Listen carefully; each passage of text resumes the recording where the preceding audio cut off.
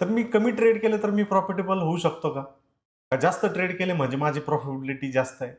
ह्या विषयावरती आपण हा व्हिडिओ बनवत आहोत. तो व्हिडिओ जो आहे तो अतिशय महत्त्वाचा होणार आहे. जो प्रश्न प्रत्येक रिटेल ट्रेडरला जो की ॲमेच्युअर नवीन असो किंवा एकदम अ, परिपूर्ण झालेला ट्रेडर असो, त्याला केव्हा-केव्हा प्रश्न पडत असतो आणि त्या संदर्भातच आपण हा व्हिडिओ जो आहे तो बनवला. तो व्हिडिओला शेवटपर्यंत नक्की बघा. कारण तुम्हाला जे मनाला खाणारे जे प्रश्न तयार होत असतात, त्या प्रश्नाबद्दलचं उत्तर जे नक्की ह्या व्हिडिओतून मिळण्याचा आपण एक प्रामाणिक प्रयत्न केलेला आहे. चला तर मग व्हिडिओला सुरू करूयात. तर हे व्हिडिओचं डिस्क्लेमर आहे, ज्याच्यामध्ये ही माहिती केवळ फक्त शैक्षणिक उद्देशाने कुठल्याही प्रकारचा गुंतवणुकीचा सल्ला नाही आहे.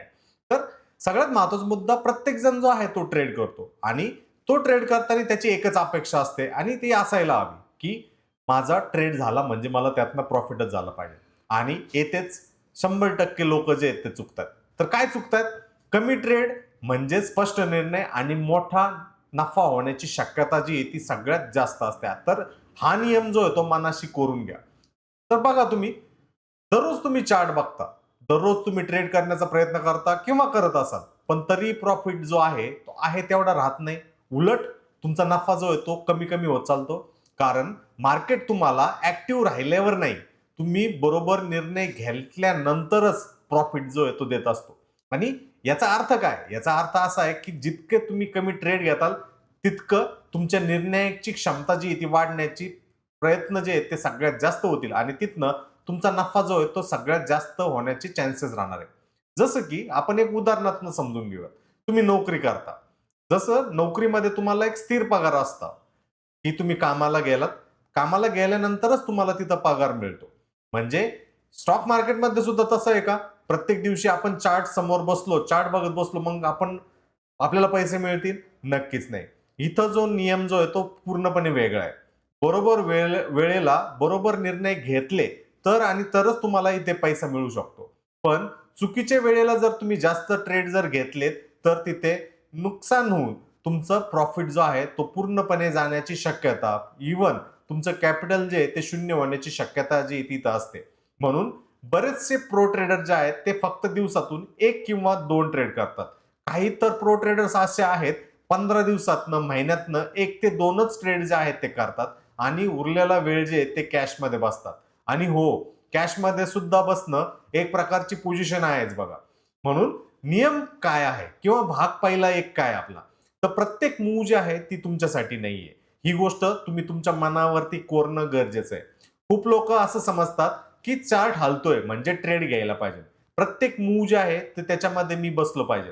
पण हे पूर्णतः चुकीचं आहे आणि ह्या चुकीमुळेच लोकांचे अकाउंट जे आहेत ते खाली होताना आपल्याला दिसतात.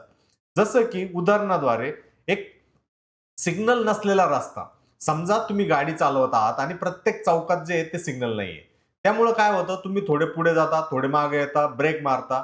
त्यामुळं काय होईल, गाडीही थकेल आणि ड्रायव्हरही मानसिकदृष्ट्या थकून जाईल.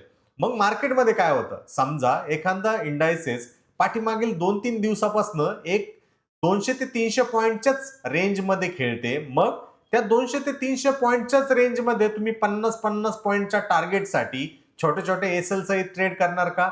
नक्कीच नाही. इथं सगळ्यात जास्त चुकी लोकांकडनं होते. 50-50 पॉइंटच्या नादामध्ये ते जे काय आहेत, कॅपिटल तिथं उडून बसतात आणि तिथनं जी ॲक्चुअल मूव्ह ज्यावेळेस होते, त्यावेळेस ते फक्त बघ्याची भूमिका घेताना दिसतात. प्रो ट्रेडर्स काय करतात?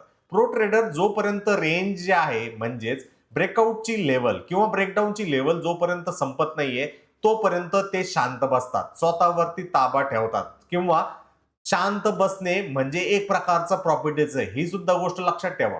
म्हणून जेव्हा तुम्ही कमी ट्रेड करण्याचा प्रयत्न करता, त्यावेळेस तुमचा मोठा आणि स्वच्छ मूव्ह मिळण्याची शक्यता जी आहे, ती सगळ्यात जास्त तिथं होताना दिसते.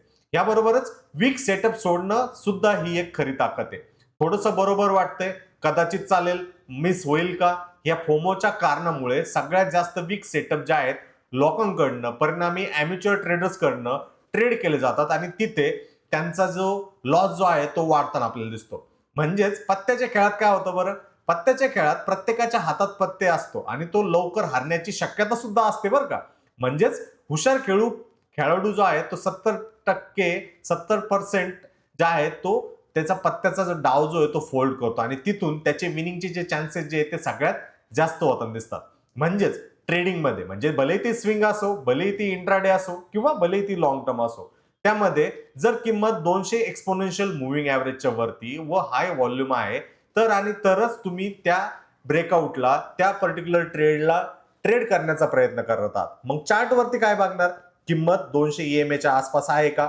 व्हॉल्यूम साधी आहे का? कॅन्डल तर कन्फ्यूज नाहीये, म्हणजे ऑलमोस्ट सेटअप आहे. पण जर तुम्ही ट्रेड जर घेताय प्रत्येक मूव वरती तर तुमचा SL हिट होणार, मग चिडचिड होणार, मग रिव्हेंज ट्रेड होणार आणि यामुळं तुमचं जे कॅपिटल आहे, तुमचं जे अकाउंट मधले जे पैसे आहेत ते संपण्याचे चान्सेस जे आहेत ते सगळ्यात जास्त राहणार आहे. म्हणून प्रो ट्रेडर काय करतो? प्रो ट्रेडर जो आहे तो योग्य वेळी फोल्ड करतो, म्हणजे त्याचे पैसे वाचतात, मन शांत राहते आणि पुढच्या ट्रेडसाठी तो ताजेतवाने मनाने त्या ट्रेडमध्ये एंट्री करतो. म्हणून काय, वीक ट्रेडला टाळणं सगळ्यात महत्वाचं आहे. जो वीक ट्रेडला टाळतो त्याचं कॅपिटल प्रोटेक्शन जे आहे ते सगळ्यात जास्त होताना दिसतं. वाट पाहणं म्हणजे आळस नाहीये. बऱ्याच लोकांना वाटतं की आज ट्रेड नाही केला म्हणजे दिवस वाया गेला का? नक्कीच नाही. जो थांबतो, जो बघतो तोच या मार्केटमध्ये टिकताना आपल्याला दिसतो आणि तिथनच एक नवीन प्रवास जो आहे त्याचा होताना दिसतो. आणि ह्या छोट्या छोट्या गोष्टी जर तुम्ही बघितल्या तर तिकडनं तुम्हाला ह्याबद्दलची माहिती जी आहे ती अधिक रुंदागत जो होताना तिथं दिसू शकते.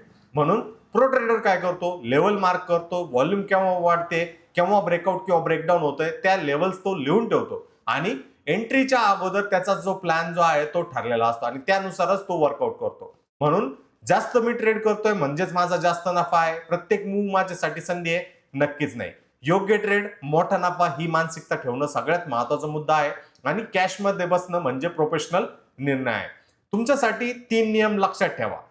तुमचे फक्त 2 ते 3 सेटअप ठेवणं गरजेचं आहे. चार्ट बघताना स्वतःला विचारत राहावा, हा माझा सेटअप आहे का फक्त आकर्षक मूव आहे? शंका असेल तर ट्रेड करू नका. म्हणून ट्रेडिंगचा फॉर्म्युला हा आहे की वीक सेटअपला इग्नोर करणं गरजेचं आहे आणि ओव्हर ट्रेडिंग थांबवणं सुद्धा गरजेचं आहे. तर कसा वाटला हा व्हिडिओ? नक्की व्हिडिओच्या कमेंट बॉक्समध्ये कमेंट करा. याबरोबरच आमच्या रविवारच्या वेबिनार सिरीजला जो की सकाळी 9 ते 10 मध्ये असते त्याला जर जॉईन करायचं असेल तर त्याची लिंक व्हिडिओच्या डिस्क्रिप्शन बॉक्समध्ये दिली गेली आहे. त्या लिंकद्वारे तुम्ही जॉईन करू शकता. धन्यवाद.